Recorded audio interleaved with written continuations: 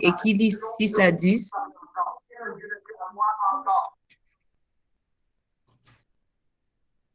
Qui va lire 6 à 10?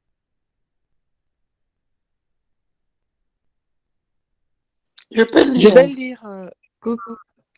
Pardon? OK, Cynthia. OK, bon, Ok. Cynthia va. OK. Super, gloire à Dieu. Alors, nous sommes en train de faire l'étude biblique de Apocalypse, chapitre 19, versets 1 à 10, où nous allons voir la louange, l'adoration qu'il y a au ciel, et nous allons voir justement le mariage de l'agneau. Et c'est des passages, c'est le verset même du ministère Praying Bright est basé sur le verset 7 à 8. Sur l'épouse de Christ sera prête. Elle va se préparer. Et donc, c'est pour ça que c'est pour toutes les brides, vraiment, c'est un chapitre très important, un passage très important pour comprendre également euh, le fondement et le pourquoi le ministère Praying Bright est aussi basé dessus, le ministère dans lequel vous appartenez. Donc, allons-y. Esther commence à verser 1 à 5. Amen. Je lis Apocalypse chapitre 19, versets 1 à 5. Ensuite, j'entends la voix forte d'une foule très nombreuse dans le ciel. Elle dit, chantez la louange du Seigneur. Notre Dieu nous sauve. À lui soit la gloire et la puissance. Ses jugements sont vrais et justes. Il a condamné la grande prostituée. Elle salissait la terre avec sa prostitution. Dieu l'a punie parce qu'elle a tué ses serviteurs. De nouveau, on entend la foule. Elle dit, chantez la louange du Seigneur. Oui, la fumée du feu qui brûle la ville monte pour toujours. Les 24 anciens et les 4 êtres vivants se mettent à genoux. Ils adorent Dieu qui est assis sur le ciel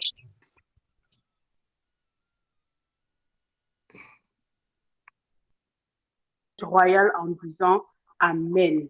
Chantez la louange du Seigneur, notre Dieu, vous tous, ses serviteurs, vous qui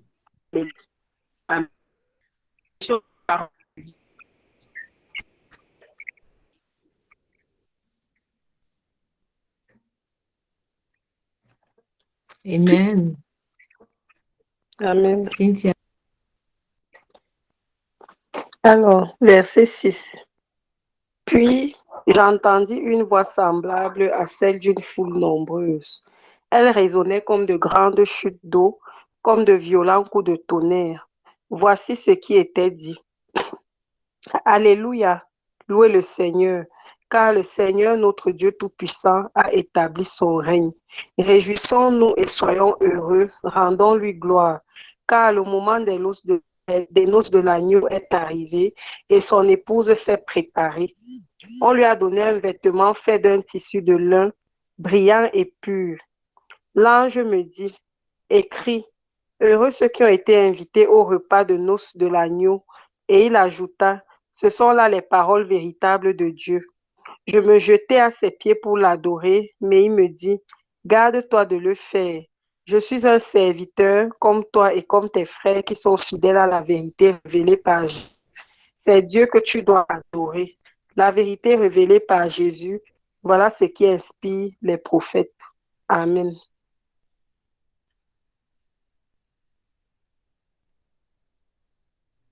Amen. Amen. Donc, nous allons faire en deux parties. Je vais faire l'exhortation du verset 1 à 5, basée sur les recherches et la lecture qu'on a des commentaires bibliques du Blue Letter Bible. Et puis, nous allons en discuter et puis on va faire le verset 6 à 10. OK? Donc, comme je disais, c'est un chapitre vraiment magnifique, glorieux. Parce que nous sortons, si vous voulez, dans l'Apocalypse, nous sortons des premiers 18 chapitres où il y a Jean qui a eu la rencontre avec le Seigneur glorifié, Jésus glorifié, dans son corps glorifié.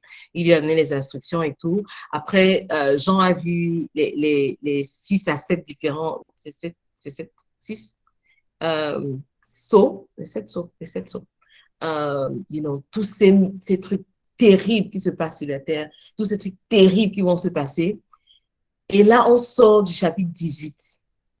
Et dans le chapitre 18, le dernier passage du chapitre 18, du verset 21 à 24, on voit la sentence qu'il y a eu sur Babylone. Parce que Babylone, si vous voulez, Babylone, c'est le système de pensée du monde qui influence et qui a été dominé, en fait, le monde, le système de pensée du monde, pas la terre, le monde, le système de pensée, le système de faire du monde, qui a été dominé par Satan.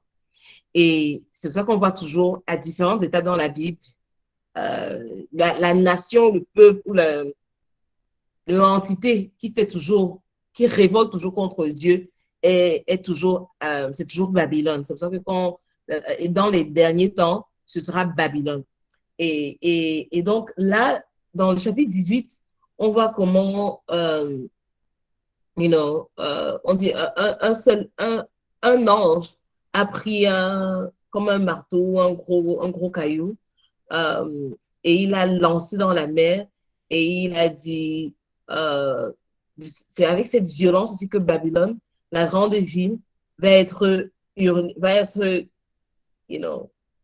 envoyée sur la terre. Bon, je suis en train de dire en anglais et traduire en même temps. Et durant ce passage-là, en fait, durant le dernier passage du chapitre 18, Jean est en train de sortir, en fait, de tout ça. Il y a eu des calamités, il y a eu des martyrs, il y a eu des gens qui sont passés par la grande tribulation, il y a eu des gens persécutés, il y a des gens qui sont morts, il y a eu telle plaie, il y a eu tel ceci. C'est tellement, c'était vraiment, imagine, tu sors, d'une guerre pas possible et tu arrives au chapitre 19. C'est ça le contexte. Et donc, ça dit, after these things, après ces choses, j'ai entendu comme un grand cri d'une grande multitude, OK? Qui s'exclamait, c'était l'exclamation, qui s'exclamait, Alléluia, il s'exclamait, c'était pas un petit, c'était vraiment, ça venait des tripes, ils étaient contents, non, c'était vraiment ils viennent de gagner un match, ils viennent de gagner une bataille. Tu vois, je donnais l'exemple dimanche, c'est comme quand les Lions là, ont gagné, tu vois, quand les Lions gagnent durant le troisième match là, quand on nous a cogné, on était à 3-0, gars, tout le monde a perdu l'espoir de enlever la honte sur nous, partir avec. Et ils viennent, boum, ils marquent. Vous sentez le cri là? Donc, imagine dans le stade, et sans cause, imagine dans le stade au Lembe. Imagine tous les Camerounais réunis. Imagine ça. Comment comment on criait. Donc, c'est pas le genre, ce n'est pas manufacturé, c'est pas orchestré, ce n'est pas genre, oh, je vais le faire parce que c'est un devoir. OK, si on doit dire Alléluia, je dis Alléluia. C'est que quand ton équipe gagne, le Alléluia, ça sort des tripes parce que you're like, yes, Alléluia. C'est ce Alléluia là qui sortait des cieux. Une multitude, donc imagine plus qu'un stade réuni, une multitude, imagine l'énergie là. Ils criaient Alléluia. Et donc, qu'est-ce qu'on doit comprendre de ce passage? D'abord, quand on parle de la grande multitude qui est au ciel, en fait, on entend parler de cette grande multitude-là dans l'Apocalypse, chapitre 7, versets 9 à 14. On parlait de cette même grande multitude qui a été sauvée durant la grande tribulation. Donc, ça veut dire qu'il y aura, beaucoup sont déjà familiers quand même un peu avec l'eschatologie, qui est l'étude de la fin des temps. Mais je vais juste faire un refresher, okay, pour ceux qui ne sont pas familiers. Quand Jésus va revenir, il y aura le rapture, l'enlèvement. L'enlèvement, c'est de l'épouse de Christ. L'enlèvement, c'est de l'épouse de Christ. Donc, ceux qui sont à la dimension de l'épouse, c'est eux qui seront enlevés. Ce n'est pas seulement quelqu'un qui se dit chrétien qui sera enlevé. OK? Donc, l'enlèvement sera pour les bouillonnants, OK? les bouillonnants, les chauds, les bouillonnants, les tièdes, là. Ah, on ne vient pas. C'est les gens que Jésus disait que vous dites Seigneur, Seigneur, mais je ne vous connais pas. Donc, Jésus a venu enlever son épouse, ok, l'épouse de Christ. Maintenant, ceux qui vont rester vont quand même subir les tribulations qui vont être sur la terre. Le Seigneur va shake la terre. Okay? Il va envoyer les tribulations et tout ça. Et durant ce jugement, parce que la Bible dit le jugement apporte, fait grandir, fait naître en fait le sentiment de justice. Ça fait naître le righteousness, you know, from great judgment rises great righteousness. On dit en anglais ça. Des grands jugements ressort le fruit de la grande justice. C'est pour ça que même à la dimension, si nous allons voir en 2022, il y aura quand même, le Seigneur va vraiment relâcher du jugement sur la terre. Mais on va également voir une croissance dans les hommes justes, dans les actes justes, dans la justice. OK? Donc, ça, c'est la Bible dit, c'est un principe biblique. Maintenant, de ceux qui vont rester dans la grande tribulation, le Seigneur a quand même donné encore un espace de miséricorde. Et ceux-là, ils vont pouvoir échapper. Le Seigneur va quand même les, you know, ils vont échapper, ils vont arriver au ciel, ils seront sauvés, il n'y a pas de problème. Mais c'est ceux-là qui font partie de la grande tribulation. Et la grande multitude là qu'on va voir au ciel, c'est eux. OK? The great multitude qui ont été sauvés de la grande tribulation et qui sont prêts pour la fin du système mondial du règne de l'Antichrist sur la terre.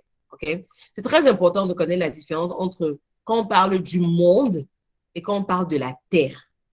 La terre appartient à Dieu. La terre, c'est voilà, la terre physique, là où nous sommes, la planète, you know, la terre, est à Dieu. Okay? Mais le monde, c'est un système de pensée. Le monde, c'est un système de pensée qui influence notre économie, qui influence notre gouvernance, qui influence la politique, qui influence nos rapports sociaux, qui influence la manière dont on voit comment c'est normal en famille de ceci, cela. Le monde a été influencé et c'est l'ennemi, Satan, qui a pris l'autorité sur le monde parce que Adam lui avait donné cette autorité-là dans la Genèse. Jésus-Christ est venu reprendre l'autorité, mais elle est effective quand tu crois et quand tu prends possession, si on veut dire, du territoire. Donc, bref, le système de règne du monde va venir à la fin. C'est pas la terre qui vient à la fin, ok? C'est le système de dominion de Satan du monde qui vient à la fin. Et donc, ils étaient témoins de comment le règne de l'Antichrist est en train de se terminer. OK? Et dans cette grande multitude-là, les 24 vieillards et les 4 living creatures, les créatures vivantes, ils se rejoignent pour célébrer la chute de l'Antichrist. OK? Et du système du monde qui est corrompu et qui est brisé et qui est broken. OK? Donc, tout le système du monde soutient l'Antichrist. Le système du monde, qu'on dit, pardon, par exemple, la pensée de il faut manipuler pour gagner, il faut mentir, il faut faire le faux pour grandir, il faut écraser les autres, le leadership autoritaire, il faut dominer sur l'être humain. Tout ça, ce sont les types de systèmes du monde qui ont été corrompus, qui ont été souillés par la pensée de l'Antichrist. Et donc, c'est pour ça que nous-mêmes, en tant que chrétiens, un de nos challenges et un de nos défis, un de nos buts dans notre vie, c'est que partout le Seigneur nous a positionnés géographiquement, professionnellement, sectoriellement, nous sommes supposés influencer ces endroits, ce système du monde-là, par la pensée de Christ, OK? De faire tomber la pensée de l'Antéchrist et influencer avec la pensée de Christ. Les systèmes là où on nous positionne. Si toi, tu es docteur, tu es nurse, tu es infirmière, et que l'hôpital là où tu es, c'est plus le système antichrist mondial. L'humain n'est pas au centre, mais plutôt c'est les chiffres, voilà. Toi qui as Christ en toi, tu dois normalement influencer le système là où tu es avec maintenant la pensée de Christ, le système du ciel. Vous voyez ce que je veux dire? Donc, j'aimerais qu'on soit sur le même contexte quand en avance, pour qu'on comprenne en fait tout le contexte et les alentours autour de ceci. Et donc, il y a donc parmi la grande multitude, quand on parle de la grande multitude dans Apocalypse 19, verset 1 à 5, là, il y a les martyrs, OK, qui sont tombés entre les mains de l'Antéchrist durant la grande tribulation. Il y a beaucoup, en fait, c'est beaucoup de ces saints-là qui ont crié la justice de Dieu, righteous judgment. Ils demandaient que ton jugement juste, Seigneur. Ça, c'était dans Apocalypse 6, verset 10. Apocalypse 6, verset 10. Ils criaient que, gars, c'est comment, c'est comment, c'est comment. Et donc, finalement, leur prière est répondue. Leur prière est répondue. Et donc, quand on voit l'avalanche des Alléluia dans ce chapitre, en fait, c'est un mot magnifique. Et c'est un mot en hébreu, en fait. Et ça arrive 4 fois dans Apocalypse 19 seulement.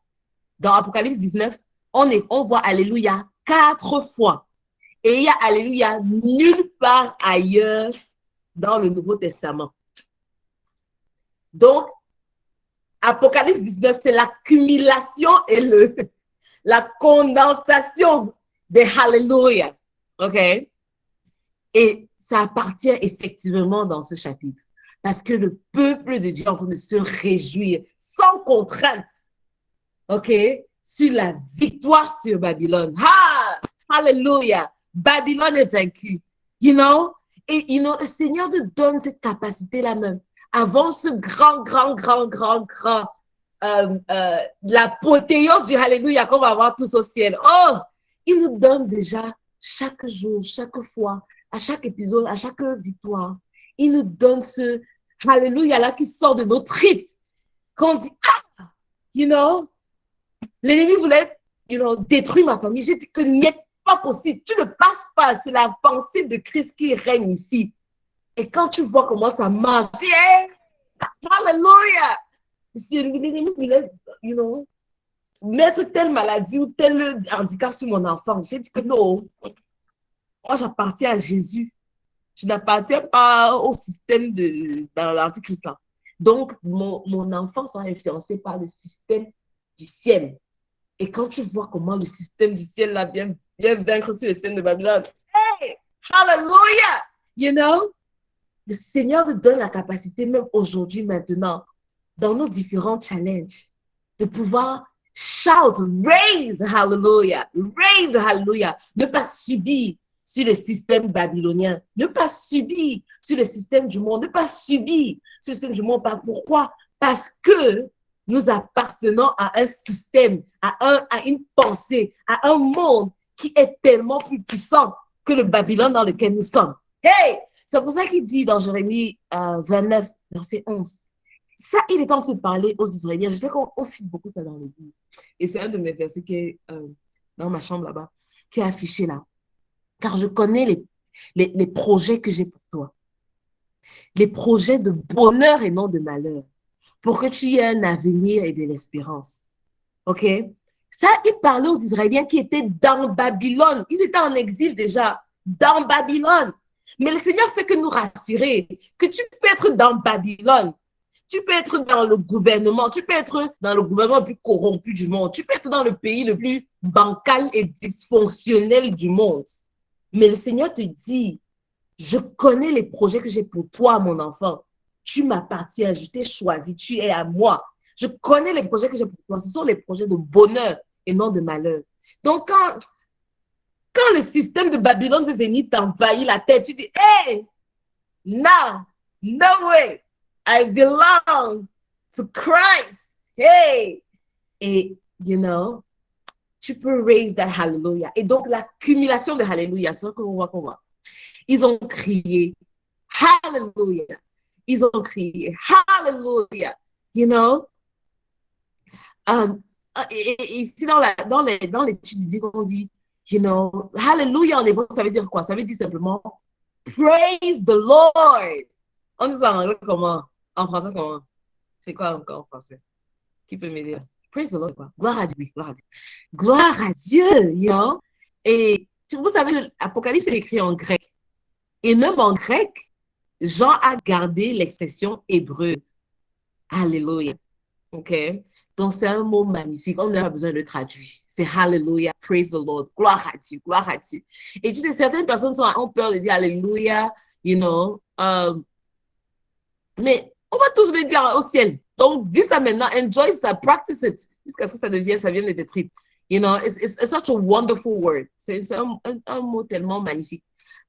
Mais il faut qu'on l'utilise avec délibéré, sachant ce qu'on est en train de dire. Quand tu dis Alléluia, tu sais que tu es en train de rendre gloire à Dieu. Tu ne dis pas seulement Alléluia, Alléluia, Alléluia. C'est fade, ça n'a pas de... C'est tiède, c'est vomissant. Il faut le dire, you know, like, yes, Lord. Hallelujah. Amen. So, et qu'est-ce qu'ils exclament? Ils disent Alléluia. Le salut et la gloire et la puissance appartiennent à Dieu. Parce que, verset 2, ses jugements sont vrais et justes. OK? Il s'est vengé, ses jugements sont vrais et justes. Parce qu'on voit à la fin de la journée, vous voyez, on va parler, toute la retraite, ce sera sur la justice de Dieu, righteousness, les justes et la droiture. Parce que j'aime toujours interpréter righteousness, pas seulement comme justice, parce que ça me donne un peu un goût d'inachevé. Parce qu'en anglais, quand on parle de righteousness, c'est pas seulement la justice, mais c'est aussi la droiture et les actes justes. C'est pour ça que quand vous voyez, quand je traduis righteousness, je mets aussi / droiture, / acte juste. Parce que je voudrais vraiment englober, en fait, ce que c'est pas seulement justice, c'est la droiture aussi. C'est aussi les actes justes, ce qui est correct. OK? Les jugements de Dieu sont righteous. Et donc, le peuple de Dieu célébrait. OK? Et le focus de leur adoration, c'est sur les grandes œuvres de Dieu. OK? Spécifiquement sur son jugement juste. Et donc, après, il dit, une voix est venue du trône. Et cette voix, you know, ça pourrait être Jésus, peut-être, c'est pas clair, mais c'est plus probablement la voix d'un des anges, OK? Qui sert au trône, devant le trône de Dieu. Donc, et l'autre point qui est aussi très important à voir ici, c'est que qu'on voit ce que la prostituée, celle qui gouvernait sur Babylone, qu'est-ce qu'elle a fait? On l'appelle la prostituée, on l'appelle l'idolâtresse. Ce qu'elle faisait, c'est qu'il y avait 3 mots qu'on utilise dans la version anglaise, qui expliquent. C'est, elle corrompait, en qu'on dit corrompait. Aidez-moi, maman, mes soeurs, aidez-moi là. Elle corrompait. Oui, c'est ça la passe. corruption. OK, ça passe, yes. Elle ruinait et elle empoisonnait la terre avec son idolâtrie et son adultère. OK? Et il a imposé sur elle la pénalité pour le sang versé de ses enfants, de ses serviteurs. C'est ça que le Seigneur dit. Et la deuxième fois, quand ils ont crié la deuxième fois, Hallelujah! OK? Ils disent maintenant, sa fumée monte pour toujours. On s'est dit qu'on l'a envoyé dans le feu. Et maintenant, c'est la fumée. La fumée monte. Donc, c'est un peu comme, imagine, c'est vrai que le visuel, mais imagine quand tu sens la fumée du soya. Tu vois, c'était la fumée de l'Holocauste, un peu. Voilà. La fumée monte et ça réjouit les saints et les bons. La réalité, comme on disait l'autre jour, c'est que n'importe comment, il y a une équipe qui doit gagner. Il y a certains qui doivent pleurer, certains qui doivent se réjouir. Et nous sommes dans l'équipe qui gagne. On ne peut pas être tellement compassionné et compatissant qu'on commence à dire, ouais, pourquoi on a envoyé la prostituée des temps dans le feu et elle a brûlé? Comment on peut être content que c'est une personne, pourquoi elle brûle? Non! À la guerre, il y a une équipe qui doit gagner, il y a une équipe qui doit perdre. Et là, l'équipe adverse de Satan a perdu et ils sont contents. Ah, OK. Et ça, verset 4, et là, on va discuter avant d'aller à la deuxième partie, qui est encore la partie la plus sweet, juicy. Hey! Donc, OK. So, et la troisième fois encore qu'il dit Alléluia, c'est quand les 24 vieillards se sont prosternés devant le trône. Ils ont dit Amen. Amen. Ils ont utilisé Amen. Yes. ils ont utilisé Amen. Amen veut dire nous sommes en accord, nous sommes d'accord, nous sommes OK. Amen. C'est comme on dit souvent, challenge sur les praying brides, que votre Amen est important. Au ciel, on utilise le mot Amen pour sceller l'accord. Quand tu es en accord avec l'autre, quand tu es en accord avec ta soeur dans la prière, quand tu es en accord avec ce que ta soeur dit, quand tu dis l'Amen, là, qui est délibéré, qui vient de tripes, c'est comme si tu mettais un stamp, boum, que tu es en accord. Tu es en accord avec elle, tu es en accord avec Dieu. Et donc, les 24 il y a disent que on est en accord. Amen. Hallelujah. Amen avec la grande multitude, on est en accord. Then from the throne, there came a voice. Il y a une voix est venue. Louez le Seigneur, vous tous, ses serviteurs, ceux qui le craignent, petits comme grands. Donc, c'est très important ici de voir que même parmi la grande multitude, parce que des fois, on pense que tout le monde sera à part égale au ciel. Mais ça, c'est une mauvaise interprétation de la Bible, parce que la Bible ne le dit jamais que tout le monde aura la même position, tout le monde. Ici, là, ça dit même parmi la grande multitude. Donc là, on n'est pas encore touché l'église. On n'est pas encore utilisé, pas l'église, on n'est pas encore utilisé l'ecclésia, donc l'épouse de Christ. Ça, c'est encore la grande multitude. C'est juste le contexte, c'est l'alentour de ce qui s'apprête à arriver. C'est la grande multitude. Et parmi la grande multitude, on dit, louez-le, vous, ses serviteurs. Quand Dieu dit ses serviteurs, dans chapitre 19, quand il parle de serviteurs, là, il ne parle pas de son épouse, parce qu'il n'appelle pas son épouse ses serviteurs. Les serviteurs ici, c'est ceux qui ont échappé la grande tribulation. Ceux qui, à un moment, quand Jésus est venu récupérer son épouse, il n'était pas parmi. Et puis après, voilà, ils ont vraiment enduré beaucoup ils ont été des martyrs et tout ça. Leur foi s'est vraiment développée encore plus après. Et donc, voilà, ce sont eux les serviteurs. Et il dit, les petits comme les grands, les serviteurs ordinaires comme les serviteurs distingués. Donc, il y a des grades, en fait, au ciel. Et si on se leurre, on pense que tout le monde est au même niveau. C'est pas une bonne interprétation biblique. Donc, voilà la première partie. J'aimerais qu'on échange dessus. Qu'est-ce que vous en pensez? Quels sont vos feedbacks avant qu'on aille à la deuxième partie? Amen.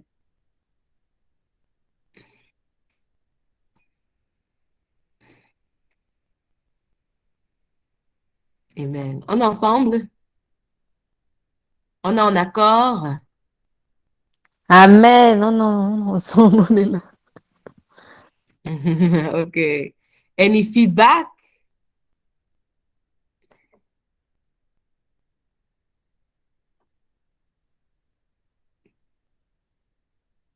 Non, vous avez... ça n'a pas... Ça vous a rien dit? Même un Alléluia? Ça vous a laissé de glace? Ça vous a Alléluia. parlé? Non, non, ça... Yeah! Tu as trop secoué, Olivia. C'est que c'était trop sucré, du coup, tu vois. Maintenant... Cynthia, comment? Où tu as au dîner? Esther, comment? Bon, Paulette a déjà dit qu'elle ne peut pas parler, donc on comprend. Elle est mutée. Marilyn, c'est comment? Christelle est là, yes. Et Noélie s'est déconnectée un peu, ok. Yeah. Ok, bon, s'il n'y a pas plus, on va aller à la deuxième partie. Vraiment, moi, j'ai toujours dit Apocalypse, là, c'est un chapitre, c'est une partie de la Bible.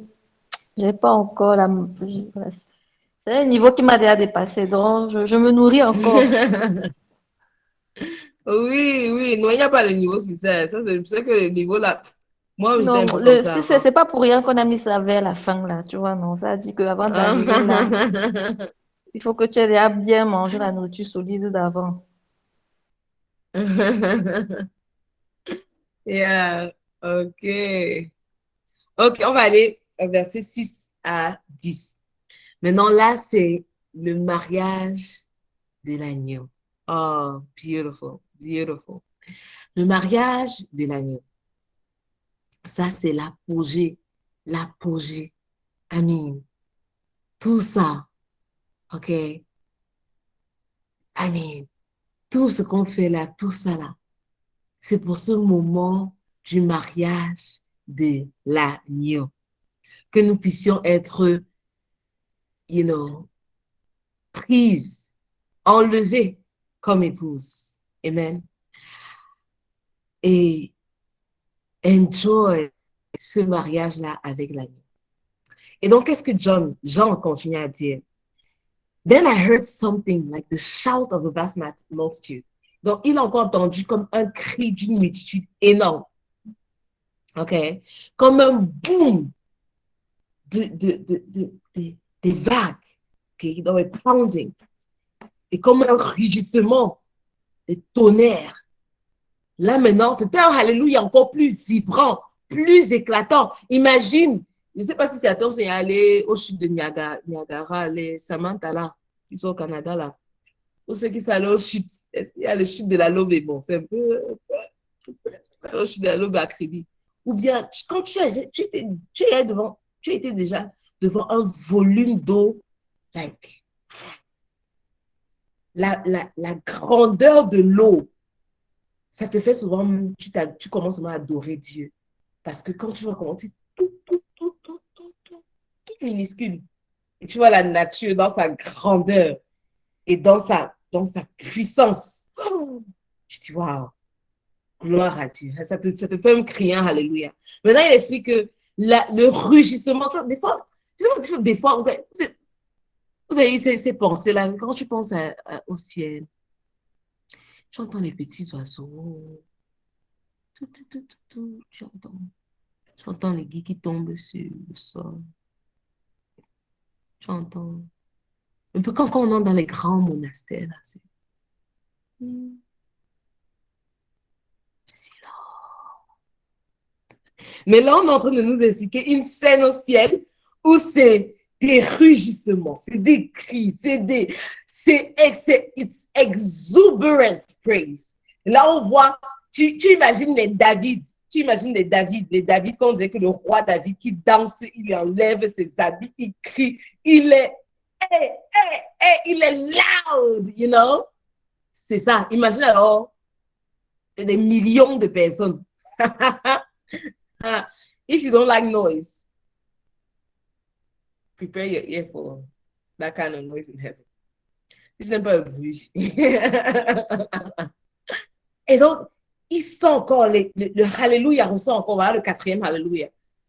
Alléluia! Oh, car le Seigneur Dieu, le Tout-Puissant, l'Omnipotent, celui qui règne sur la terre. Réjouissons-nous, et là, c'est là où le verset 7, le soir, le verset 7 qu'on a mémorisé en janvier. Réjouissons-nous et crions de joie. C'est pas réjouissons-nous dans nos cœurs. OK. You know, il y a un prophète qui disait que durant cette période à la fin des temps, en fait, durant cette période à la fin des temps, les Seigneurs ont vraiment distingué, en fait,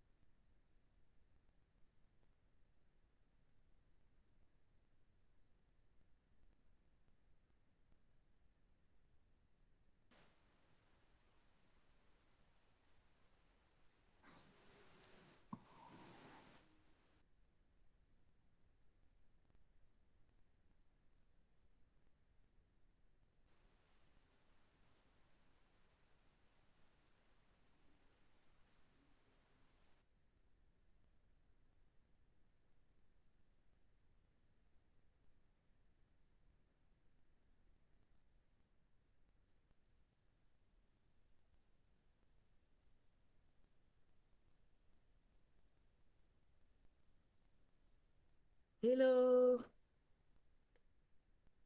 Hello. coucou. Ok, désolé, hein, je vous ai dit, mon ordinateur, vraiment, Oui, ça, oui, tu nous as ça me prévenu. dérange toute la journée. Je vous ai prévenu, merci beaucoup. Merci pour votre compréhension. Yes, mais j'espère que vous avez pu quand même échanger.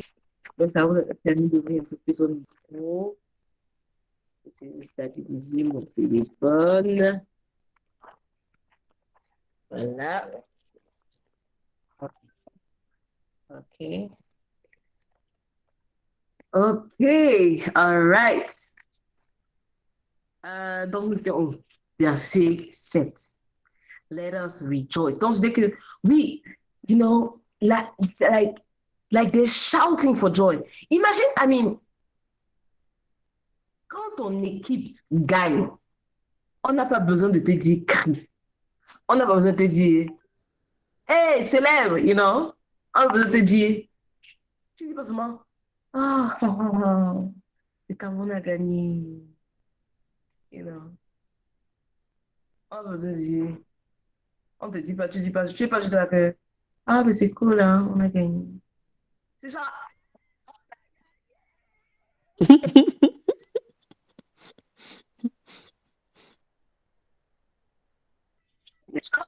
Donc, le Seigneur, quand on commence à se nous aligner, on y va, we are like deep, deep happy que ça sort de notre tripes, you know? Et donc, le verset 7 dit, réjouissons-nous et crions de joie, donnons-lui gloire et honneur, car les noces de l'agneau sont arrivées. Le moment des noces de l'agneau est arrivé. Et son épouse, c'est quoi? Préparée. C'est ça que le premier thème Préparé. préparée. Yes, elle s'est préparée. Donc, elle s'est préparée. On ne l'a pas préparée. Elle s'est préparée. Préparation importante. On lui a donné un vêtement fait d'un fin tissu de lin, brillant et pur. Le tissu de lin représente les actions justes. En anglais, c'est righteousness. Les actions justes du peuple de Dieu. Dans ma version en anglais, ça dit, les actions justes, c'est quoi? La conduite éthique, l'intégrité personnelle, le courage moral et le caractère sain. OK? Donc, c'est pas juste vague. Les actions, je sais pas vague. Et c'est très important qu'on souligne ça. Et durant toute cette retraite, on va parler de ça. La justice de Dieu, les actes justes, la droiture. Partout où le Seigneur nous a positionnés, on doit démontrer par nos actions, même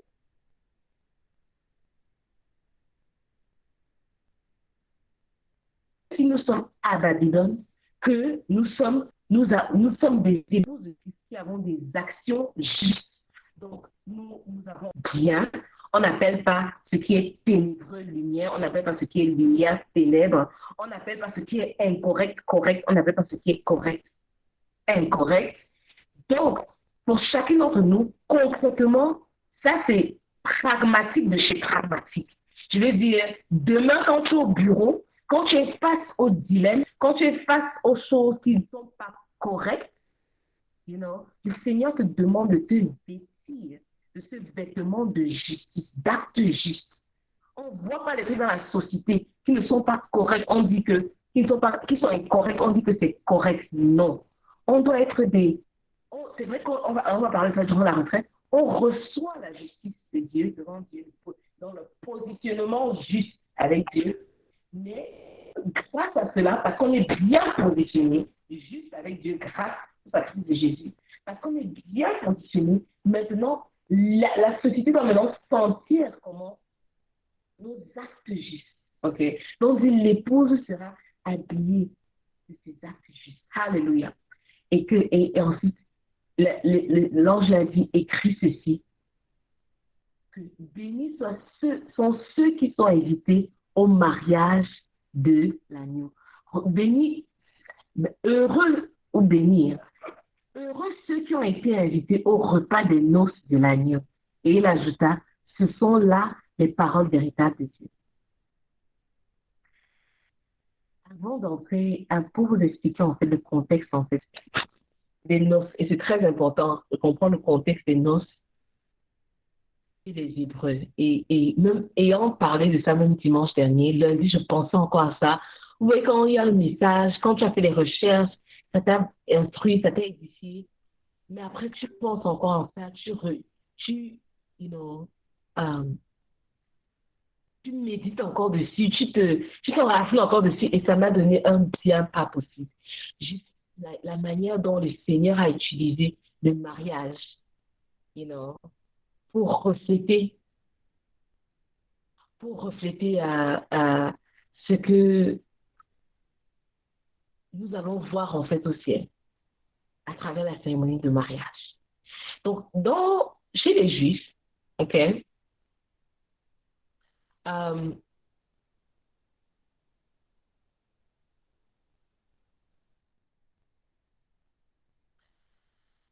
attendez une seconde. Il y a un certain point que je n'ai pas noté avant de venir. Pas avec lourdeur, mais avec enthousiasme, ok? Yeah. Et donc, voilà, le mariage. Voilà, c'est le mariage. Donc, the marriage of the Lamb, c'est le mariage, la noce de l'agneau. Et l'agneau, c'est qui? Le Messie. Ok? C'est Jésus. Et dans l'Ancien Testament, Israël est présenté plusieurs fois comme l'épouse de Dieu. Mais l'épouse qui est constamment infidèle. Ok? Une épouse qui est constamment infidèle. Et c'est pour ça que c'est une thématique qui est très importante. Après le trimestre sur la justice de Dieu, euh, le troisième trimestre sera sur la fidélité de l'épouse envers son époux. Okay? Donc, dans l'Ancien Testament, l'épouse de Dieu était beaucoup infidèle. Donc, dans Osée 2, on est familier avec l'histoire de cette Osée à qui on avait demandé de marier une prostituée. Et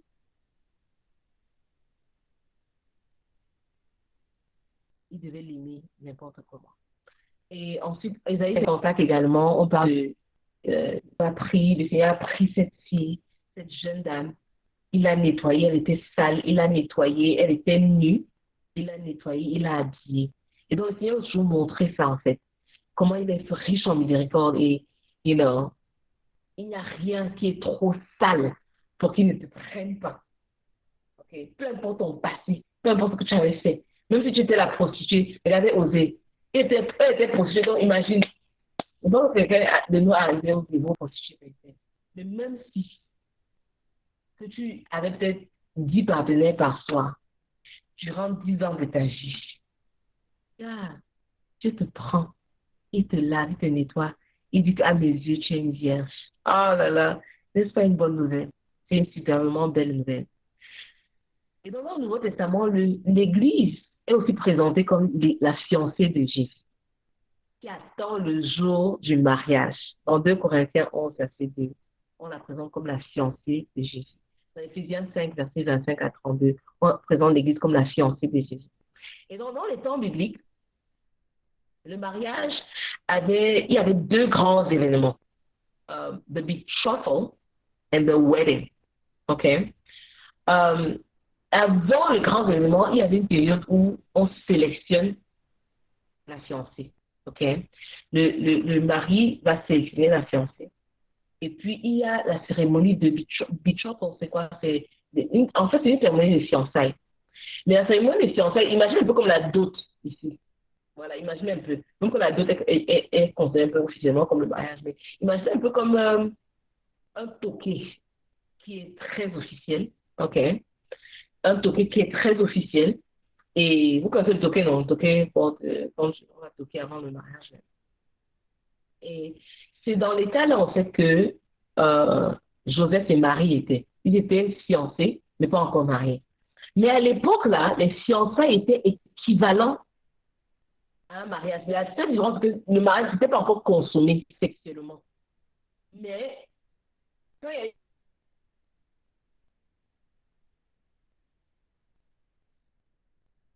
eu les fiançailles, après, chacun allait un peu de son côté, gérer telle chose, revenait après peut-être un an, d'habitude, ça prenait un temps d'un an, pour prendre son épouse, OK, et l'amener chez lui.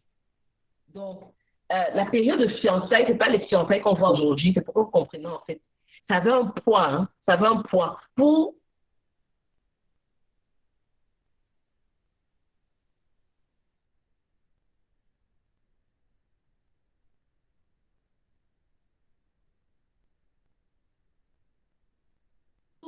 renoncer les fiançailles, il fallait un certificat de divorce, comme mari et femme. Et donc, c'était sous l'obligation à flirter avec les gars, flirter avec les go, parce qu'il est fiancé, il n'y a pas encore la bague, il n'y a pas encore la bague. Comment on passe aujourd'hui? Il n'y a pas encore la bague, donc, il n'y a pas encore scellé. Non. Les fiançailles, c'était vraiment, OK, voilà. C'est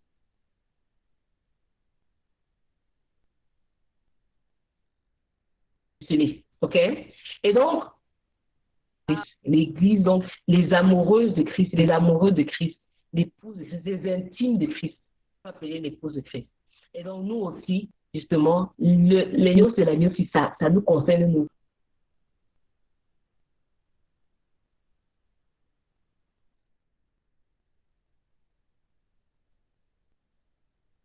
Chacune qui veut demeurer ou grandir, que je ne dégringole pas ou que j'entre certainement la dimension d'épouse qui pue.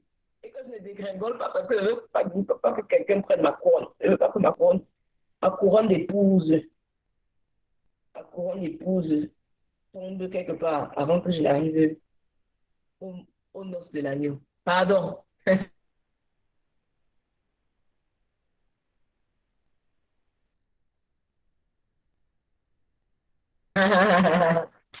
Donc, son épouse, c'est la création de l'épouse, faut dire. On voit dans la tradition juive, quand le fiancé venait prendre la main de la fille, évidemment, il fallait qu'elle dise oui, n'est-ce pas? Et il payait un prix. Il payait un prix qui était, si on peut dire, la dot. Voilà, c'est pour ça que je compare un peu ça comme la dot, vraiment. Il payait un prix au père de la fille. Pourquoi? Parce que c'était non seulement pour honorer le père qui a tellement investi dans la fille, et autant là, chaque personne dans une maison, dans un foyer, était le labeur, était un travailleur. Et donc, quand on vient te prendre quelqu'un dans ton foyer, ça diminue une main-d'œuvre aussi. Donc, c'était aussi pour honorer aussi le père qui s'est investi dans sa fille, mais également pour dire, elle a un prix à mes yeux. C'est pour ça que dans la tradition juive, ils dotaient. Donc, durant les fiançailles, c'était un peu comme la dot. OK? C'était un peu comme la dot. Et donc, quand on voit maintenant ce que Jésus a fait pour venir prendre sa fiancée, l'Église, qu'est-ce qu'il a fait? Il a payé un prix. Le prix de quoi? Le prix de son sang. Le prix de son sang pour sa fiancée. Il a payé le prix de son sang pour sa fiancée. Pour dire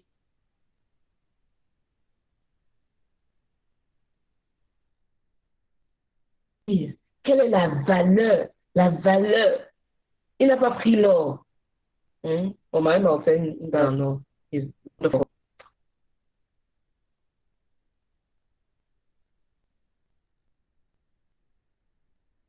Non. Il n'a pas pris les diamants. Il n'a pas pris 10 000 boucles. Il est venu, lui, Dieu incarné en l'homme. Il est venu. Et il a donné le prix de son sang. Un prix qui est éternel. Alléluia. Pour acheter, pour payer le prix. OK? À qui? Au système de monde qui avait rendu la fiancée. Il a payé le prix. Il a dit, elle a besoin d'être punie. Elle n'a plus besoin d'être mise sur le Dieu, la beurre, de quoi. Voilà. J'ai payé le prix. Et qu'est-ce qui se passait? Est-ce que vous savez, moi, Mais je ne vais pas parler dans le vide parce que c'est tellement sucré et bon. Et est-ce que vous êtes là, mes soeurs? Vous êtes là On est quand je là, parle de ça? on est là, alléluia. On est là. Nous sommes là-haut. Yes. Ok. Ah, voilà, ça me motive. Je vais commencer un peu comme les pasteurs Wafo et pasteurs. Donnez-moi un amen. Hey, Amen. je continue. Amen. Donc,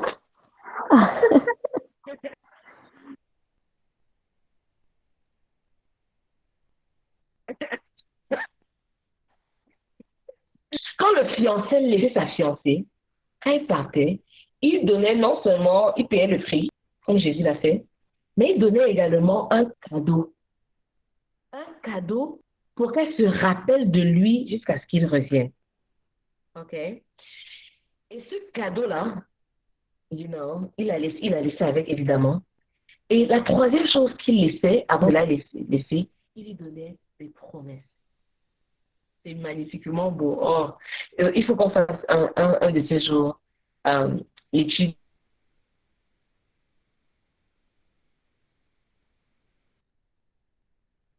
Songs of Songs, le Song of Songs, le chant des chefs. Un peu venir à la tête parce que justement, ça, c'est cette poésie-là entre l'épouse, son bien-aimé, le bien-aimé et sa bien-aimée. Et donc, il y avait les trois choses-là. Et donc, on a vu ce que le sang payé, le prix était le sang payé de Jésus. La deuxième chose qu'il donnait, c'était un cadeau. Et selon vous, quel est le cadeau que Jésus a laissé à son épouse, que Jésus a laissé à sa fiancée? Quel est ce cadeau que Jésus a laissé à sa fiancée en attendant le mariage? Selon vous, quel est le cadeau là?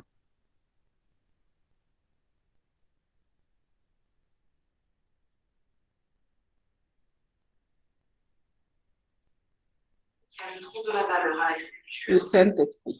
Qu'est-ce que vous pensez? Quel est? Yes! Le Saint-Esprit, le plus grand cadeau. C'est pour ça que Éphésiens 1, verset 13 à 14 nous dit qu'il a donné son Saint-Esprit comme garantie, comme une première garantie qu'il va revenir. Le Saint-Esprit qui est scellé à nous. Des fois, on pense que le Saint-Esprit n'est pas là. Mais quand tu as dit oui à la proposition de mariage de Jésus, quand tu as dit oui, je voudrais être ta fiancée, quand tu lui as dit oui, il te donne ce cadeau-là. Il te donne le cadeau du Saint-Esprit. Que tu le sentes ou pas, le Saint-Esprit est scellé à ton esprit. Il est scellé à ton esprit parce que c'est une garantie pour le mariage qui arrive au ciel et pour la communion et l'intimité pour l'éternité. Donc la question n'est pas est-ce que le Saint-Esprit est là ou pas. La question est est-ce que je l'honore, est-ce que je lui parle, est-ce que je reconnais sa présence ou pas. OK? Parce que tant que tu es enfant de Dieu, quand tu as dit oui à Jésus, le Seigneur dit dans Éphésiens 1, verset 13 à 14,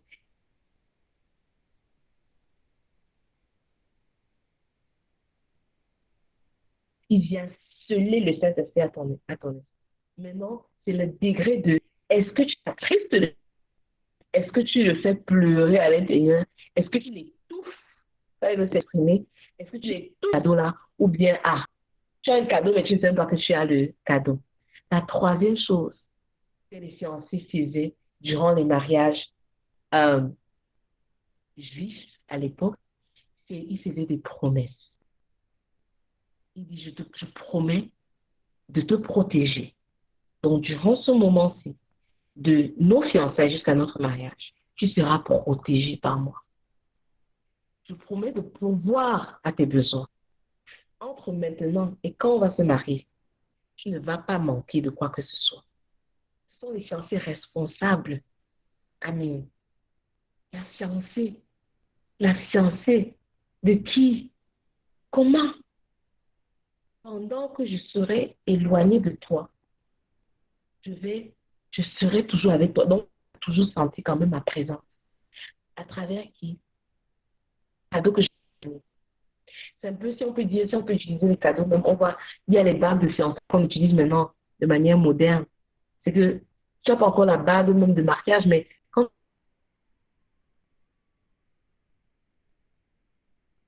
à la bague de fiançailles, là, la bague de fiançailles te rappelle le commitment, l'engagement, l'alliance dans laquelle tu es déjà entré. Tu es fiancé. Dis, je te promets ceci. Je te promets de t'être fidèle. Je te promets de revenir pour toi. Je te promets, de te rendre heureuse. Je te promets de te préparer une maison plus splendide que tout ce que tu as pu imaginer. OK? Et c'est ça la promesse que Jésus fait à sa fiancée, son Église. C'est ça la promesse aussi. Jésus nous a laissé des promesses. Il dit, ne laissez pas votre cœur être troublé. Croyez en moi. Il dit, je t'ai mis entre mes mains. Vous êtes entre mes mains. Et si tu es entre mes mains, rien ne peut t'arracher de mes mains. Rien ne peut arracher ta famille de mes mains. Rien ne peut arracher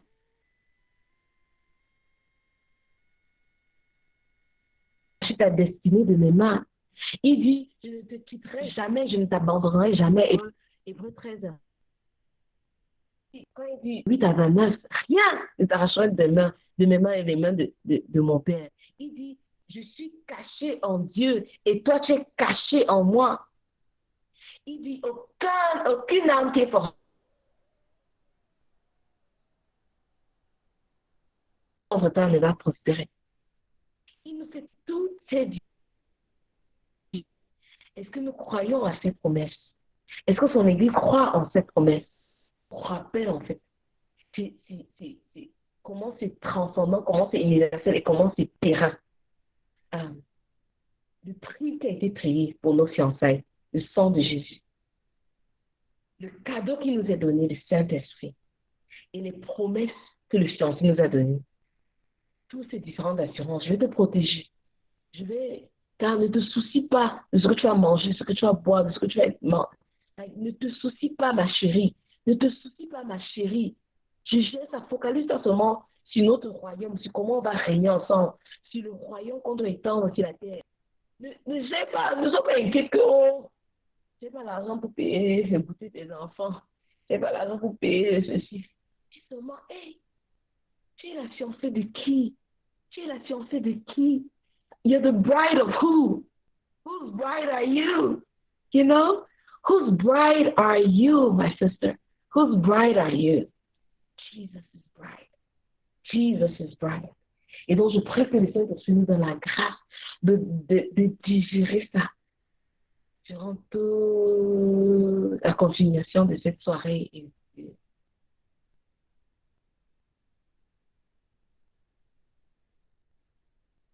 La semaine qui arrive. OK? Et donc, c'est ça en fait. Ce sera glorieux, ce sera magnifique. Et ce sera l'accomplissement des promesses que Jésus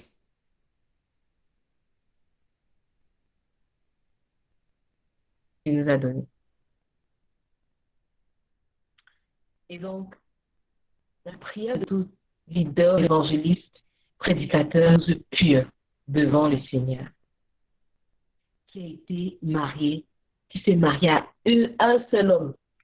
Quand il y a eu les fiançailles, elle n'est pas devenue prostituée spirituelle. Elle s'est focalisée sur son bien-aimé, sur Jésus-Christ. Et donc, les deux derniers points, quand l'ange a dit, bénis sont ceux qui participent, qui sont invités au mariage de l'agneau. La dernière fois, on a demandé, qui sont ceux qui sont invités aux noces de l'agneau? Je peux répondre, Esther, Larissa, Samantha, Cynthia. C'est qui ceux qui sont invités aux noces de l'agneau? Ce sont les qui?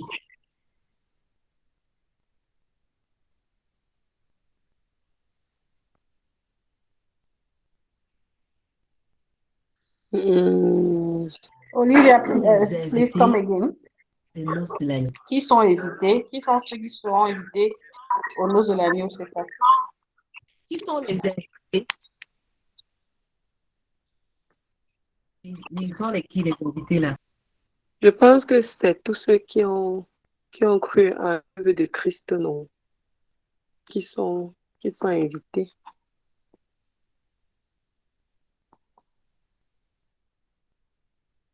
Ok. Mais comment tu différencies si Jésus appelait, si Si les noces de l'agneau, c'est entre Jésus et sa fiancée. Et la fiancée, c'est l'Église, ou si tu veux, les intimes de Christ. Donc, ce sont les qui? Les invités. Parce qu'on ne va pas dire, oh, tu ne t'invites pas toi-même à ton mariage. C'est ça. Hein?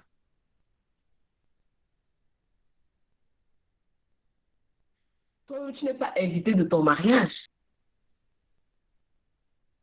Comment tu peux dire? Les fidèles, les C'est toi qui serviteurs. invites les gens à ton mariage ou ton fiancé. Donc, c'est les qui sont invités? Ce sont les qui?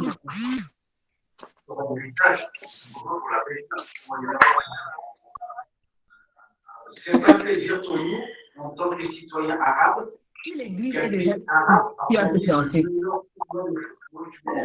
Il y a les host of heaven, non? Les autres. Hein? et c'est un plaisir pour nous Mais, C'est eux qui m'ont organisé. L'armée du ciel. comme je l'ai dit, d'avoir toutes ces installations ici au Qatar.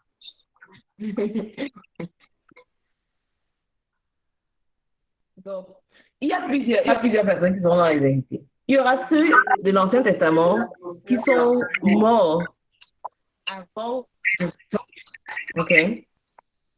Les saints de l'Ancien Testament, il y aura quelqu'un.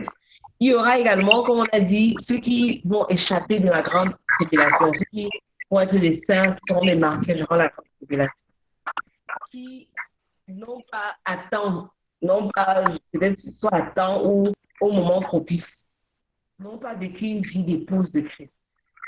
Okay? Tout cela, le Seigneur est miséricordieux, seront des invités. Et Dieu a dit, heureux, ils seront heureux. Ils ne seront pas là à dire que pourquoi c'est pas moi qui suis l'épouse, pourquoi c'est eux l'épouse, pourquoi c'est eux l'épouse, pas l'envie ou la jalousie qu'on a maintenant. Ils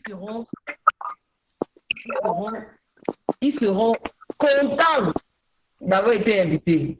Ils seront heureux d'avoir été invités.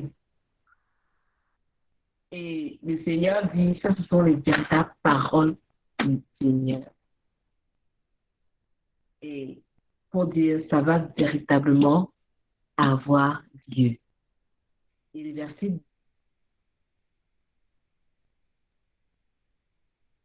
10, Jean maintenant, car il... Wow! Wow! This is so amazing! Ça c'est magnifique! Et donc, qu'est-ce qu'il fait? Il se prosterne devant l'ange. Je suis tombé à ses pieds pour l'adorer. Mais il m'a stoppé. Il a dit, pardon, ne fais même pas ça. Pardon. Je suis un serviteur comme toi. On est un serviteur comme toi. Et tes frères, comme toi et tes frères et sœurs, qui ont et qui tiennent le témoignage de Jésus. On retrouve la version. Je suis un serviteur comme toi et tes frères qui sont fidèles à la vérité révélée par Jésus. Vous voyez ce qui distingue les gens. Serviteurs comme toi et tes frères qui sont fidèles. Ils ne sont pas venus diluer la vérité de Jésus. Ils ne sont pas venus mélanger avec leurs propres pensées. Ils ne sont pas venus ajouter le New Age, les Kemet, les ancêtres et ceci. Ils sont restés fidèles à la vérité révélée de Jésus. C'est eux. C'est avec eux que l'ange s'identifie. Et il lui dit, c'est Dieu que tu dois adorer. Et ensuite, il finit par, for the testimony of Jesus is the spirit of prophecy. La vérité révélée par Jésus ou de Jésus. Voilà ce qui inspire véritablement les prophètes. C'est ça, le témoignage de Jésus, c'est ça l'esprit de prophétie. Tout prophète qui ne témoigne pas de Jésus n'est pas encore assez mature. Tous ceux qui ont le don prophétique, qui ne dirigent pas vers le témoignage de Jésus doivent encore maturer avant de s'exposer. Car la Bible nous dit, il est écrit, Apocalypse 19, verset 10, le témoignage de Jésus, c'est l'esprit de prophétie. Alors, ce qu'on retient des deux derniers versets, c'est que nous ne devrons pas du tout adorer les anges, prier aux anges. Voilà, c'est pas, même l'ange dit non, s'il te plaît, ne me mets pas dans ces problèmes-là, ne te mets pas dans ces problèmes. Les anges, malgré leur grandeur, leur puissance, c'est un seul ange qui va aller mettre Satan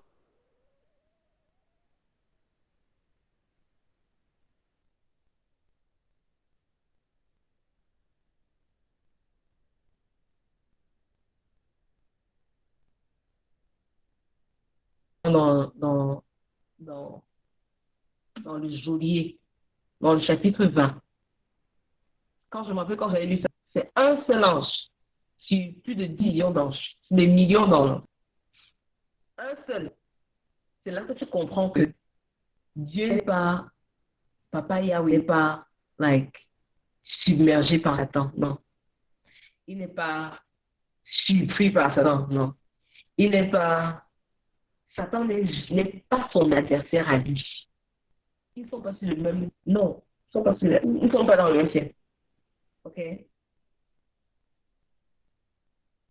Ok. Ah, ça coupe un peu, vous ne m'entendez pas? Ok. J'ai fini.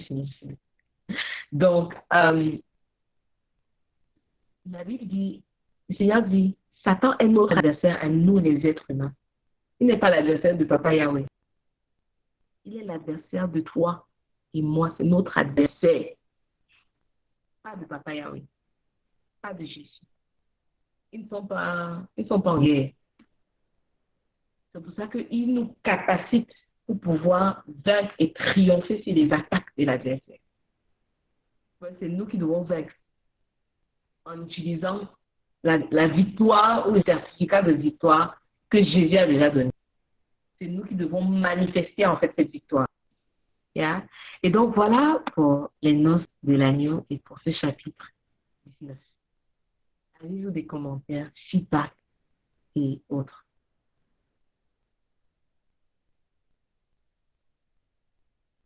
Le micro est ouvert.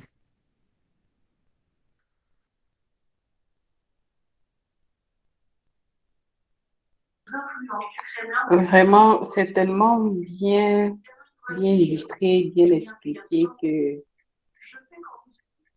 ça donne envie de se sanctifier davantage. Ça donne envie de garder la foi. Ça donne envie de faire, ça veut dire, comme quand Esther se préparait pour aller vers le roi. Les parfums, les baumes, les ceci, ça donne envie de prendre encore davantage soin de sa relation avec le Seigneur.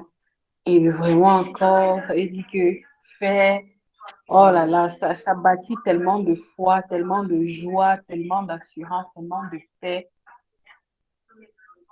C'est tellement beau. Mais ce qui me marque surtout ce soir, c'est que après un tel partage, ça donne envie de faire davantage, de faire plus, de continuer sur la même lancée. Et de dire, ça veut dire que c'est aussi notre manière à nous de dire, chérie, on t'attend. Chérie, je t'attends. Je t'attends. Ça veut dire que tu es mon seul. Tu as pris mon cerveau, quoi. Tu as pris le cerveau, tu as pris le cœur, tu as tout pris. Ce n'est que toi. Je n'ai Dieu que pour toi. Et c'est vraiment beau. Moi, je ressors vraiment de là avec ça. C'est que vraiment, waouh. On peut aimer quelqu'un comme ça. Il dit que j'ai dit au Seigneur qu'on peut aimer quelqu'un comme ça. Et ton genre là, il n'y a pas moyen de ne pas t'aimer en fait. Il n'y a pas moyen de ne pas t'aimer. Il n'y a pas moyen, tellement tu es aimable. Et c'est comme j'ai écrit dans le comment, où c'était comme si le Seigneur te dit, euh, euh, j'étais dans la peau, quoi. Tu es ancré en moi. Tu es en moi. Like when love himself tells you I love you. Oh là là. Donc, Yeah. vraiment, que le Seigneur te bénisse Yeah. abondamment, Olivia, et qu'il te donne davantage ce genre de profondeur. Parce qu'au milieu de tout ce qu'on vit, au milieu de toutes les Amen. situations de la vie, quand tu as ce genre de rafraîchissement, tu dis waouh, merci Seigneur. C'est comme s'il il te tape au dos, il te dit qu'on est ensemble, vas-y, vas-y. Je suis en train de préparer les choses. Je n'ai Dieu que pour toi. Je t'attends, Yeah. je t'attends, je Yeah. t'attends. Et ça fait vraiment du bien. Vraiment que Dieu nous bénisse. Amen. Amen. Amen. Amen. Amen. Wow. Gloire à Amen. Dieu. Yeah. J'ai beaucoup aimé ce que tu... Oui, j'ai beaucoup aimé la présentation. Tu sais, comme Esther a dit, ça appelle à l'action. Euh, Ça appelle aussi à la réflexion parce que j'avoue que j'ai envie de dire, mon corps, en fait, parlait. Tu sais, tu as le corps qui parle et tu as l'esprit aussi qui parle, hein. Le corps me disait, mais si on est déjà appelé à tant de féliciter, tant de belles choses, pourquoi on souffre autant sur la terre? Eh Seigneur, pourquoi les gens ne te connaissent pas? Pourquoi les gens ne te louent pas? Pourquoi si on connaît déjà la fin, on veut quand même passer par autant de... On passe quand même par autant de souffrances et parfois même on choisit en fait, hein, de se laisser corrompre en fait. Si on sait que voici la fin, voici où en fait tout termine, la rencontre avec l'époux. Mais en même temps, en fait, le Seigneur m'exhortait, tu vois, quand tu parlais, puis là, il me disait, mais c'est parce que justement, je suis amour, et puis j'attends en fait la dernière âme. J'attends la conversion de la toute dernière âme, en fait. Parce que je ne fais qu'aimer. Ce n'est que ça que je sais faire, aimer et attendre. Euh, et là, je me disais, OK, bon, ça, quand même, ça, c'est un peu fort, Seigneur. Toi, donne-moi la force Yeah. d'avancer. Wow. Toi, donne-moi la force d'avancer, hein. Et utilise-moi comme tu peux. Mhm. Parce que des Amen. choses qu'on ne peut pas comprendre. En fait, moi, j'ai dit, Seigneur, c'est des choses que je ne peux pas comprendre avec mon cœur d'humain. Parce que je le veuille ou pas, mon cœur d'humain, souillé par le péché original, ne comprend pas. Il veut se révolter. Il ne comprend pas que les gens ne comprennent pas que tu nous aimes autant. Il ne comprend pas. En fait, même il ne comprend même pas que pas, même avec tout l'amour que tu as pour moi, je tombe encore ou je veux me corrompre. Donc, je me dis juste, que Seigneur, c'est un mystère. Mais comme on dit, il nous a donné l'Esprit Saint. Et la deuxième chose, en fait, justement, ce qui me venait en tête après, c'est plus de témoignages et moins de prophéties. Euh, Tu sais, quand on parle comme ça, parfois, ça émeut les cœurs, non? Nos cœurs sont gonflés, enflammés. C'est un peu comme les disciples d'Emmaüs, quoi. Quand il est Mhm. mort, les disciples d'Emmaüs marchaient sur le chemin et ils se disaient, mais c'est pas possible, il est mort, c'est fini. Dans tous les cinémas, là, c'était pour ça, c'est fini, c'est fini. Et là, Mhm. le Seigneur qui vient vers eux et qui les dit, et il les exhortait par la parole. Tu vois qu'il repart par toute l'histoire de l'Ancien Testament, là, expliquant, non, en fait, tout ça, là, même mon cheminement, ma prédication, c'est pour ça. Et c'est quand, en fait, Mhm. c'est quand en fait, quand il fait seulement il fait un peu la Sainte Seine et tout, il coupe le pain, il les amène à manger avec eux. En fait, il communie avec eux. C'est lorsqu'ils sont en communion avec le Seigneur qu'ils réalisent qui c'est. Et je pensais à ça en me disant, et juste après ça, ils s'en vont témoigner. Mais j'ai l'impression que parfois, nous, on communie avec le Seigneur, mais on reste là. On est comme, bon, fin du film. OK, Mhm. Mhm. témoigner. Allez témoigner. Rentrez au choc. Il faut rentrer au choc. Allez témoigner. Il faut rentrer dans le monde. Allez dire que vous avez communié avec le Seigneur. Votre cœur a été enflammé et agi et faire grandir le royaume. Et c'est pour ça que quand tu parlais, en fait, ma prière, c'était Seigneur, plus de témoignages et moins de prophéties, moins de on voit dans le futur, oh, dans le passé, c'était là-bas, et dans le futur, il va nous sauver. En attendant, faisons comme on peut ici. Il va nous sauver. Que je pêche comme je peux ici, et c'est qu'il va me pardonner. Non. Maintenant, maintenant qu'il t'aime, maintenant qu'il te dit qu'il t'aime, on fait comment? Maintenant qu'il te dit qu'il t'a appelé, on fait comment? Euh, Tu vois, c'est vraiment ça, en fait, qui parle à mon cœur en ce moment. On fait comment? Yeah, wow, thank you so much. Thank you so much for your feedback. Merci beaucoup. Any other? Taking those? Oui, merci beaucoup, Olivia. Je m'associe vraiment à ce que Esther disait aussi. Waouh, je veux partager à nouveau une façon de synthétiser ce qui, moi, m'a rendu et qui m'a touchée, qui m'a émue, qui m'a rendue pleine de joie ce soir. Il a payé le prix. Il a versé le sang. il a dit, ma fiancée, je verse mon sang. Je me vide de mon sang pour toi. Waouh. Wow. Ensuite, il ne s'arrête pas là. Bon, c'est bon. Moi c'est bon. Hein. Il a versé. Non, non, non, non. Je n'ai pas fini avec toi. J'ai des cadeaux pour toi. Yeah. Et puis, ne t'inquiète de rien, ne te soucie de rien. Je te promets, je veille sur toi. J'ai déjà... Mais pourquoi je vais douter? Pourquoi je vais essayer? Bien sûr, je reste... je ne suis pas infaillible.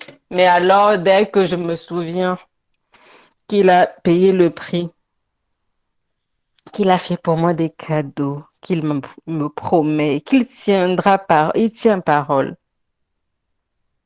je ne peux qu'être exhortée à, à être mieux, à m'améliorer, à être fidèle à lui, à me rapprocher davantage de lui. Donc, merci beaucoup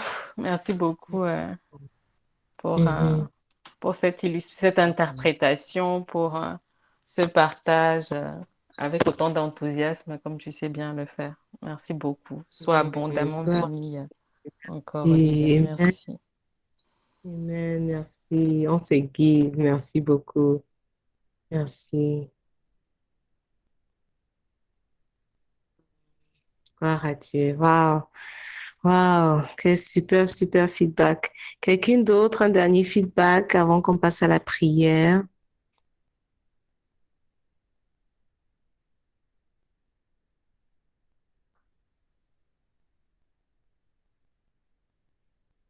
Quelqu'un d'autre?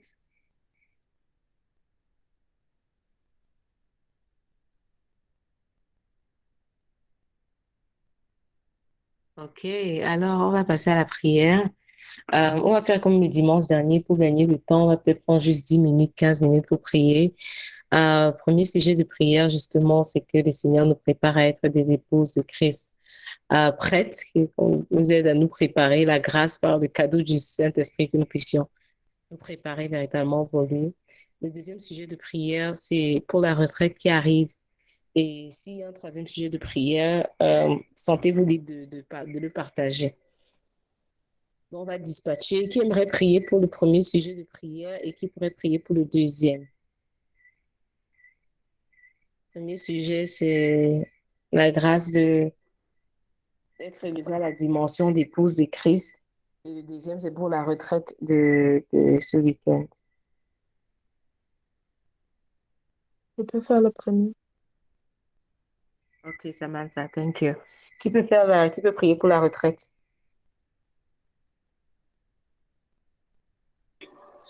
Moi, je peux prier pour la retraite. Merci beaucoup, Esther. Ok, allons-y alors. Papa Yahweh, merci. Papa Yahweh, merci. Merci pour qui tu es. Merci d'être notre Père. Papa, merci. Nous voulons te remercier. Nous voulons te rendre grâce, Seigneur. Merci parce que tu nourris nos corps, tu nourris nos âmes et tu nourris aussi nos esprits, Seigneur. Merci. Merci d'avoir toutes les révélations, Seigneur, que tu as faites à notre sœur. Merci pour cette exhortation, cet enseignement, Seigneur. Merci de révéler une autre partie de ta face, une autre partie de ton amour, la profondeur de ton amour pour chacune d'entre nous. Papa, comme nous avons prié, nous l'avons lu dans l'Apocalypse, Seigneur, tu nous demandes de nous préparer, de nous préparer.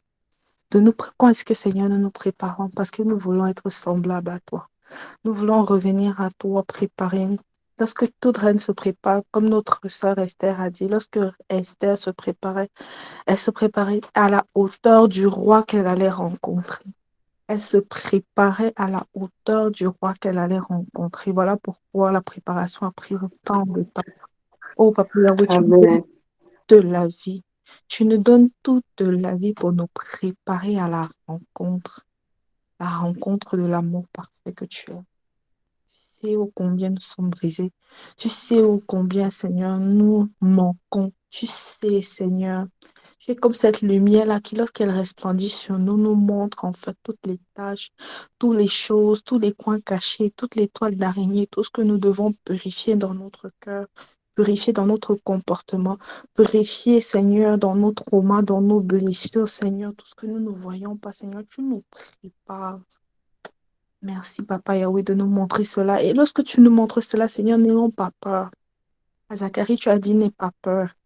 À Marie, tu as dit, n'aie pas peur.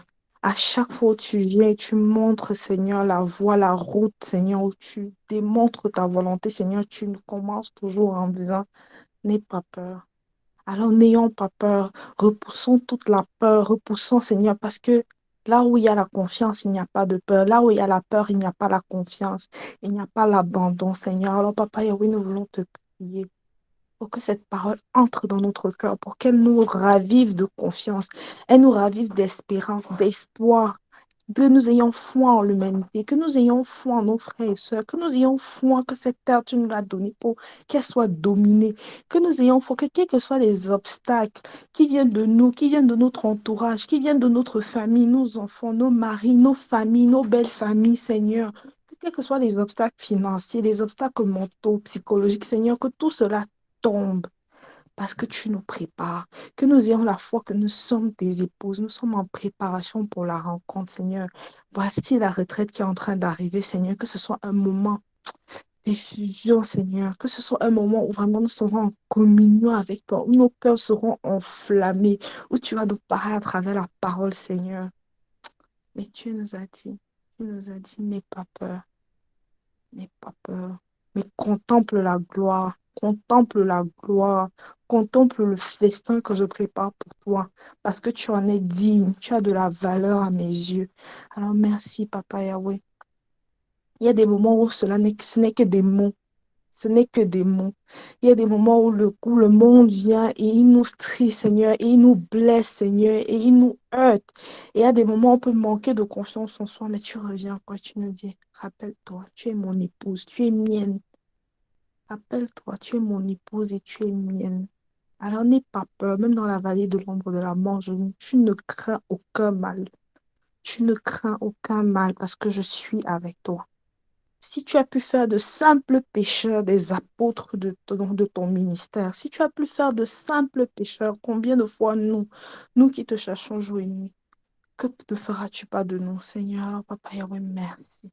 Merci de nous exhorter. Merci de nous rappeler quelle est la fin. Même à des moments où nous perdons l'espoir, merci de nous rappeler quelle est la fin. Que tout ce que nous faisons dans notre vie, c'est pour cette finalité-là. Que tout ce ministère, Praying c'est pour cette finalité-là. Tout ce ministère, c'est pour cette finalité, oui, pour que nos cœurs soient brûlants et qu'ils soient capables de communier avec toi, que nous soyons capables d'évangéliser, que nous soyons capables de témoigner de ta parole, témoigner de ta présence dans nos vies. Alors ne nous taisons pas, que ne nous taisons pas. Là où l'ennemi veut nous taire, ne nous taisons pas. Que par notre comportement, par notre présence, par notre amour, notre compassion, nous puissions véritablement être ces épouses-là du Christ au milieu du monde. Et tout cela, nous scellons par le sang de ton Fils Jésus-Christ. Amen. Amen. Amen. Amen, amen. Oh, précieux Saint-Esprit, précieux Père, précieux Jésus. Papa, nous sommes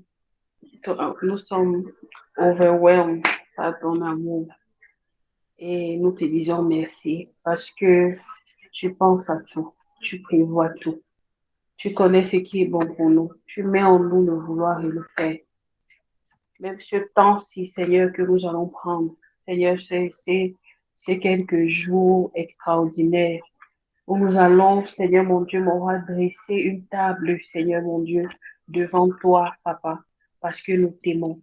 Nous allons, Seigneur mon Dieu, mon roi, communiquer cœur à cœur avec toi. Papa, nous te bénissons parce que tu as institué ce temps. Nous te bénissons parce que tu as prévu ce moment. Papa, nous venons, Seigneur mon Dieu, vraiment comme des épouses. Nous venons vraiment comme des épouses, Seigneur mon Dieu, mon roi. Ça veut dire qui ont préparé un dîner aux chandelles, Seigneur, pour leur époux. Papa, c'est dans Amen. cette attitude-là que nous venons. Nous venons, Seigneur mon Dieu, mon roi, Papa, pas pour que tu nous touches cette fois-ci, mais pour te toucher. Pour te toucher, comme la femme à la paix de sang qui a dit, si je peux le toucher. Pour une fois, tu as ressenti que quelqu'un t'a touché. Papa, Papa, c'est avec ce genre Mm. d'attitude que nous venons. Papa, nous voulons te toucher. Nous voulons te marquer.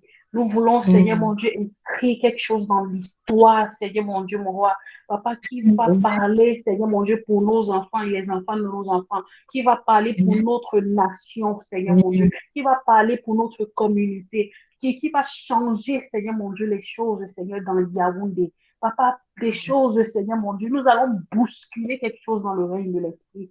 Papa, de sorte que le ciel saura que des femmes se sont réunies et ont touché le Seigneur. Et il a senti que quelque chose est sorti de lui. Papa, nous venons pour faire sortir quelque chose de toi. Nous venons pour faire sortir quelque chose de toi. Papa, nous venons pour faire sortir quelque chose de toi. Donne-nous, Seigneur mon Dieu, mon roi, de garder cela à l'esprit et de garder cette attitude-là. Père éternel, nous voulons simplement te dire que nous t'aimons. Nous voulons simplement te dire que nous t'aimons. Papa, nous voulons dire que tu peux compter sur nous. Nous voulons dire que tu peux compter sur nous. Si tu cherches qui a envoyé, les Praying Bright sont là. Si tu cherches qui sera la bouche pour prêcher l'évangile, nos bouches sont là. Si tu cherches quels seront les pieds que tu vas utiliser, nos pieds sont là. Père éternel, parce que Seigneur mon Dieu, nous avons compris encore que tu ne nous abandonnes pas, tu ne nous laisses pas. J'étais juste en train d'imaginer comment même dans nos moments difficiles, tu es là. Tu es tellement présent. Et je suis sûre que tu nous ôtes même la moitié ou même plus de la moitié de la douleur que nous ressentons parce que tu nous aimes. Tu portes encore sur toi comme tu l'as toujours fait. Et parfois, ce qu'on ressent, c'est juste 1%. Et on a l'impression que c'est trop fort. Mais tu dis que je suis là. Tu n'es pas là pour nous regarder et dire que traverse, tu t'attends de l'autre côté. Tu as dit, allons ensemble à l'autre bord. Allons ensemble de l'autre bord. Père éternel, mon Dieu, je prie que chacune de nous puisse réaliser cela. Dans nos moments difficiles, dans nos moments d'épreuve, que nous puissions réaliser que tu as dit allons. Tu n'as pas dit va à l'autre bord, je t'attends là-bas. Tu as dit allons à l'autre bord. Tu es avec nous, nous sommes ensemble. Papa, ce week-end, nous allons te toucher. Nous allons te toucher avec tout ce que nous avons, avec nos entrailles, avec nos cœurs, avec nos projets, avec tout. Seigneur mon Dieu, nous venons à ta rencontre avec hâte. Nous venons à ta rencontre avec plein d'enthousiasme. Nous venons à ta rencontre avec plein de joie. Nous venons à ta rencontre avec plein de choses dans le cœur, Seigneur, que nous voulons partager avec toi. Nous te bénissons, Seigneur mon Dieu, parce que l'atmosphère de ce week-end est déjà gérée, est déjà saturée. Nous prions et nous envoyons les anges au-devant de nous pour saturer l'atmosphère, pour préparer les choses, pour chercher le matériel qu'il faudra pour dresser la table, pour embellir la salle, pour mettre les bougies, pour tout ce qu'il faudra, Seigneur, pour te recevoir, pour t'accueillir. Nous te bénissons, Seigneur mon Dieu, mon roi, parce que nos vies ne seront plus jamais les mêmes. Nous te bénissons, Seigneur mon Dieu, parce que quelque chose va se passer pendant ce week-end qui va changer le cours de notre année, qui va changer nos vies. Nous le croyons fermement, Amen. Seigneur mon Dieu, parce que quand le ciel et la terre se rencontrent, il y a quelque chose qui se passe. Il y a quelque chose qui se passe quand tu descends, tout s'arrête. Papa, nous te bénissons parce qu'il y aura transfert entre ciel et terre ce week-end. Amen. Nous avons Amen. tellement hâte, Seigneur. Nous avons tellement hâte d'être là. Nous avons tellement hâte, Seigneur mon Dieu, d'être là. Nous te bénissons, Seigneur mon Dieu. Nous t'aimons, nous t'aimons, nous t'aimons. Sois magnifié, sois Amen, béni Seigneur. au Amen, Seigneur. nom de Jésus. Nom de Amen. Jésus. Amen. Oh, alléluia. Amen. Alléluia. Oh là là là là là. Amen. Ah, nous allons prier pour Esther qui a soumis son sujet de prière, prier en accord pour le boulot, dans les plus brefs délais. Nous allons prier, prions. Père, merci. Papa, merci. Te disons merci. Merci pour Esther. Merci pour cette femme de feu qui est ta fille, qui est ton épouse, qui est l'épouse de Christ. Merci, Seigneur, pour sa vie. Merci pour les grâces nombreuses qu'il y a sur sa vie, Seigneur. Nous te disons merci. Merci parce que tu lui as donné la capacité, tu lui as donné l'intelligence, tu lui as donné le savoir-être et le savoir-faire pour pouvoir travailler de ses mains et obtenir de quoi apporter un revenu, mais également obtenir de quoi contribuer également à son foyer en plus de pour soutenir son mari, pour être une aide valable à son mari. Seigneur, nous te prions pour Esther. Seigneur, c'est toi qui es le connecteur, c'est toi, Saint-Esprit, notre cadeau de Jésus. Toi, Saint-Esprit, c'est toi qui connectes les gens, c'est toi qui connectes les opportunités, c'est toi qui ouvres les yeux.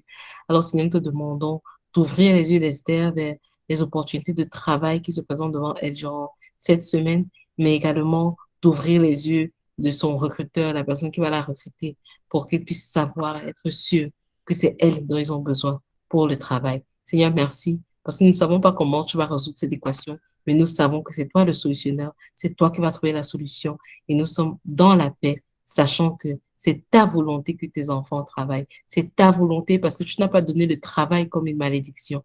Dans Genèse, nous voyons que tu as donné le travail dans Genèse 1, dans Genèse 2, avant la chute de l'homme. Alors, pour toi, le travail, c'est une bonne chose. Le travail, c'est une bénédiction. Alors, Seigneur, nous te demandons, Papa Yahweh, en ce moment, en accord pour notre sœur Esther, bénis-la du travail.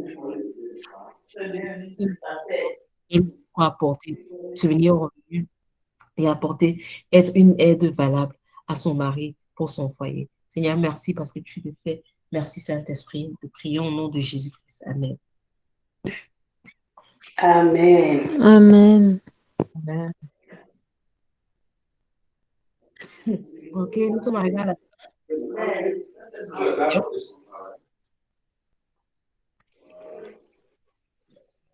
Et s'il y a un dernier mot avant de...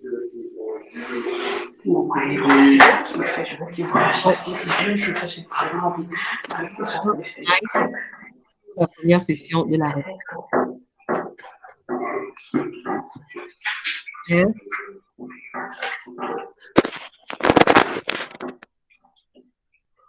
Ok.